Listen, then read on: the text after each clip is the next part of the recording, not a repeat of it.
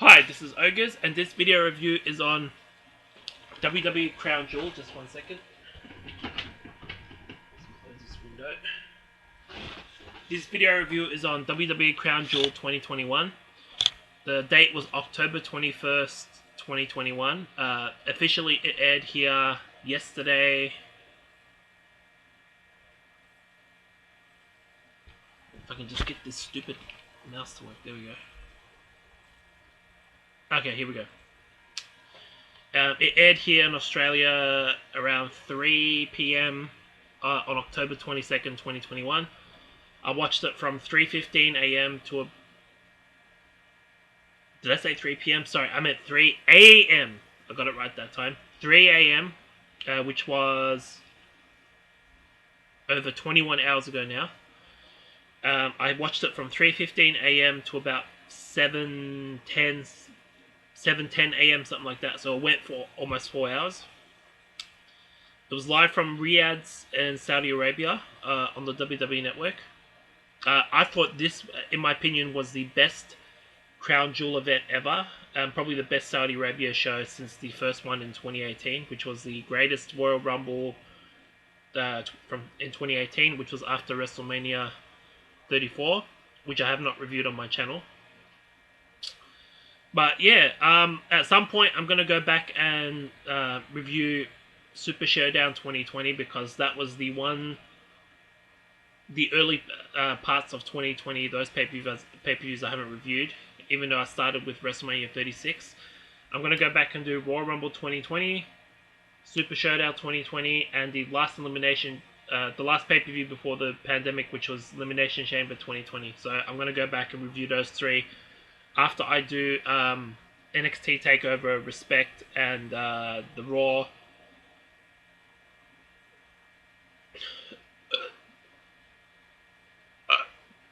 Excuse me. The Raw after No Mercy 2001, which I'm going to do in the next 10 hours or so. But yeah, on to WWE Crown Jewel 2021. This was probably had my favorite set of matches on the card. The opening match itself, before I get into the matches, let me just have a look at this.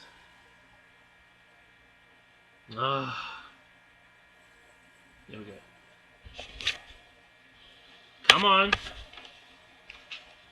Come on. Oh my god, why is this so slow? Crown.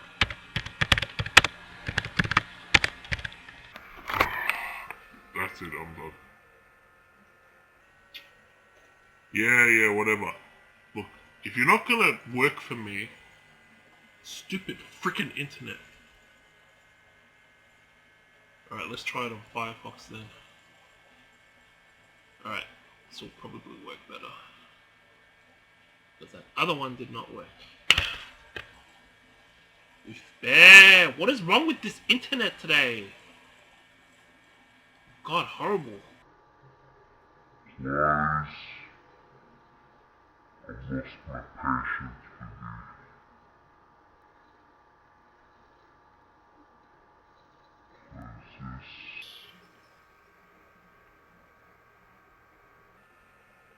you. Back to this.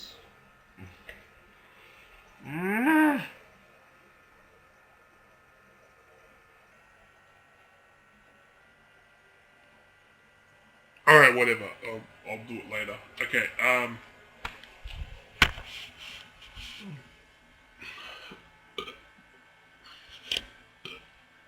The opening match on the show was Seth Rollins versus Edge in a Hell in a Cell match to end their feud. And this was an awesome match. This gets 2 thumbs up from me. 2 thumbs up. Edge won this match by pinfall after, 30 minutes or whatever of in-ring action. And then the second match on the show was Mustafa Ali versus Mansour. Mansour won by pinfall, so he's still undefeated in Saudi Arabia. I think he's now, let me think, 1, 2, 3, 4. He's 5-0 now, I think. He's appeared at every Saudi Arabia show, so 2 in 2018, 2 2019, and then 1 last year. So, wait a minute. No, that's not right. 2, 2. That would mean he's 5-0. No, I think he's 4-0. He was 4-0 going into this one. Then after the match, post-match, Turek Hamdi, I'm not sure if that's how you say that, comes out and kicks Mustafa Ali. The third match on the show was AJ Styles and Omos challenging RK Bro, which was Randy Orton and Riddle for the Raw Tag Team titles. But RK Bro ended up winning by pinfall after Riddle pinned AJ Styles. And the funny visual at the start of the entrances, Matt Riddle came out on his scooter and then he went back to the back. Randy Orton thought he was leaving him. Then he came back out on a camel, which he called Scooter as well, which was so ridiculously funny. Then there was an interview backstage. Becky Lynch plans on retaining the SmackDown Women's title at Crown Jewel in Saudi Arabia. That's what I've got written down anyway. And then fourth match on the show was Zelina Vega versus Doudrop in a Queen's Crown tournament final. Surprisingly, Zelina Vega ended up winning this match, so she is the first ever Queen's Crown tournament winner.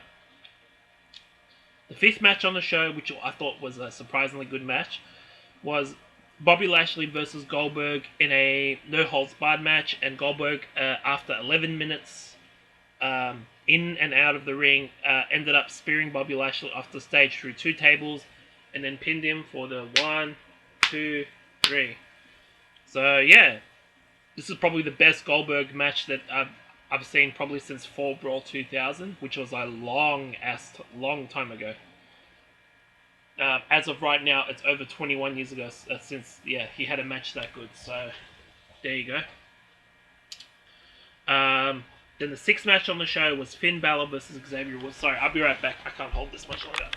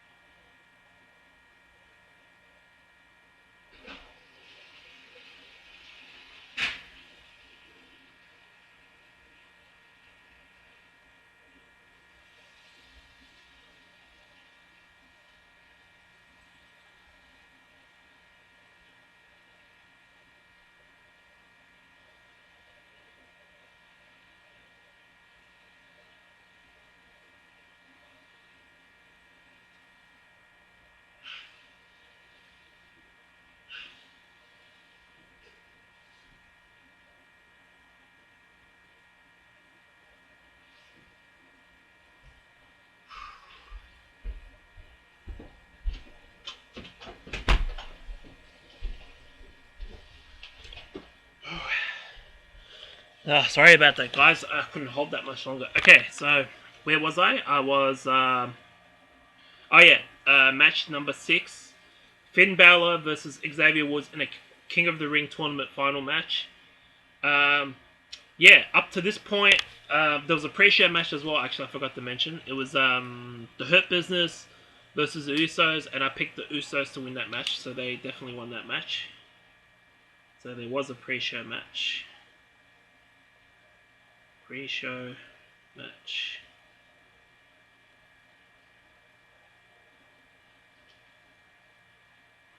Versus the Hurt Business.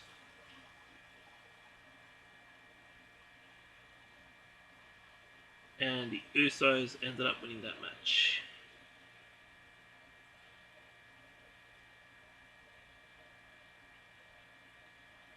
So as of right now, I am 1, 2, 3, 4, 5, 6. 6-0 in my predictions. Oh yeah, speaking of which, my predictions for the matches was the Usos to win the kickoff match, or pre-show match, Edge to win the Hell in a Cell match, Mansoor to remain undefeated, RK Bro to retain their tag team titles, Zelina Vega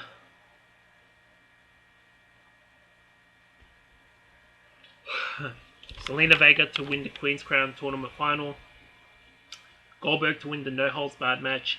Finn Balor to win the King of the Ring Tournament Final. Big E to retain his WWE title. And I picked either Becky Lynch or Sasha Banks to win the Triple Threat match. So Becky Lynch, yeah, I picked her. And then Roman Reigns to win retain his Universal title. Back to the matches. The King of the Ring Tournament Final match. Xavier won by pinfall and became the new King of the Ring for the first time since 2015. And he's the 22nd one overall in history now. The 7th match on the show was Drew McIntyre challenging Big E for the WWE Championship. Big E retained his title by pinfall and is still the WWE Champion.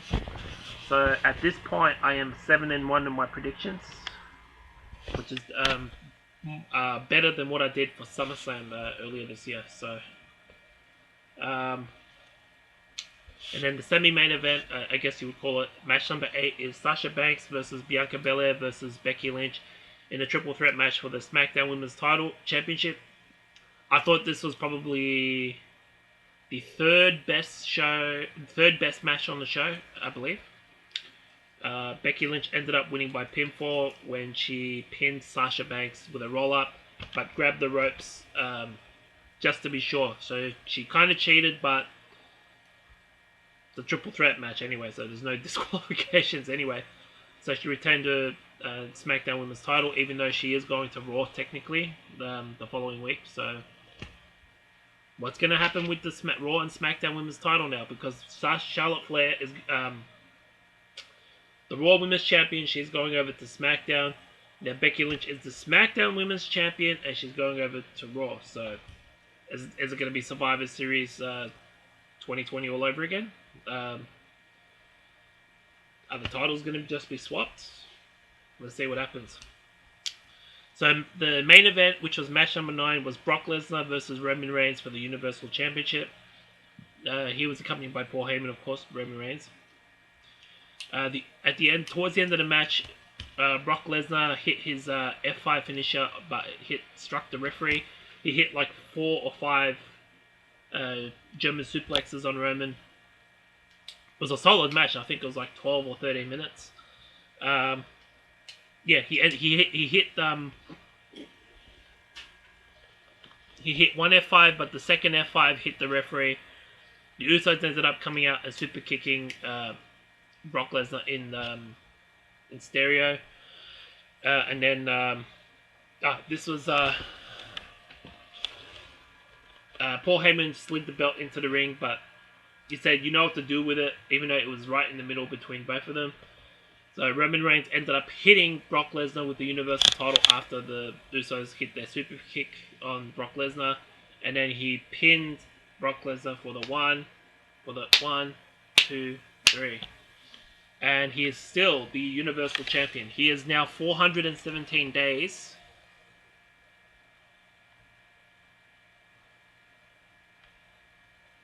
He was 416 days going in as champion, and he is now 417 days as a Universal Champion. Which is ironic because Brock Lesnar he had 504 days with the Universal title. So for Roman Reigns to beat that record, he would have to hold it for another... How many more days? 83...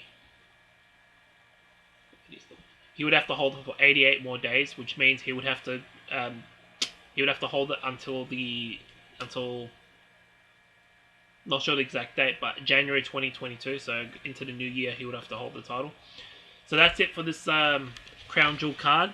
As an overall grade, I thought this was very, very good. I would give this an A grade. I normally don't give non-WrestleMania pay-per-views this high of a grade, but the opening match, I believe, was 5 out of 5 stars. So I would say that was the match of the night, possibly top 3 matches of 2021 for me. The second match was a 4 out of 5. Match number 3 was a solid 3 out of 5. Nothing special. Match number 4 was a 4 out of 5 match. 4 out of 5 star match. And I thought Goldberg probably had his best match in over 20 years, or 21 years, on this Crown Jewel pay-per-view. King of the Ring tournament final match. I'll be generous with that. The WWE title match was great. The SmackDown Women's title triple threat match was great. And then the Universal title match itself was a solid 4 out of 5 stars. Wow, this is the highest I've ever given. I think and match number 3 was a 4 out of 5. Okay, so what did I give it as a grade? A, and then score overall was a 9.5 out of 10. As far as the star rating goes,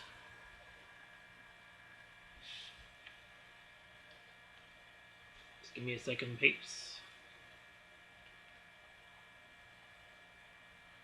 Okay, so 5 plus 4 plus 4 plus 4 plus 4 plus 4 plus 4. So 37. 5, 10,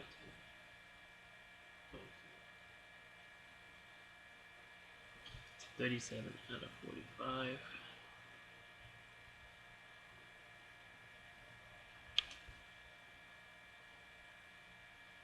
Oh wow. 4.1 out of 5. That is probably the highest star rating I've ever given for an overall show. 4.1 out of 5 stars. So 4.25. Let's say. So yeah.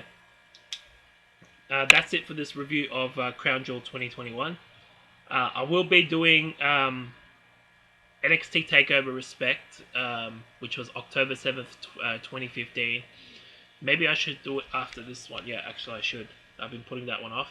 So let me know what you thought of this video review in the comment section below. Like my video and subscribe to my channel. So yeah, the next video review will be on NXT TakeOver Respect, which was Asuka's debut, I believe, and then that infamous main event, first time ever the women in NXT and main event of the TakeOver, which was the 30-minute Iron Man match for the NXT Women's title. So yeah, that's and my predictions overall was 9-1 out of those 10 matches, including the pre-show match. So yeah, the only one I didn't get was the King of the Ring tournament final match. So I was almost perfect in terms of my predictions, almost. So overall, it was 9-1 in terms of predictions.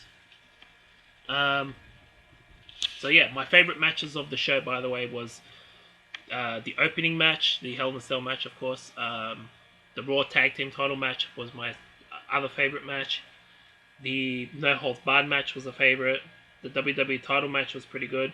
And then the last 2 matches on the show, which was the triple threat match for the SmackDown Women's title and Brock Lesnar versus Roman Reigns for the Universal title. So how many is that? That's 1, 2, 3, 4, 5, 6. Maybe the King of the Ring tournament final as well. So yeah, 7 out of the 10 matches I thought were really good. But the highlight match for me was the Hell in a Cell match. I think that's going to be match of the year contender for 2021, but we'll see what happens.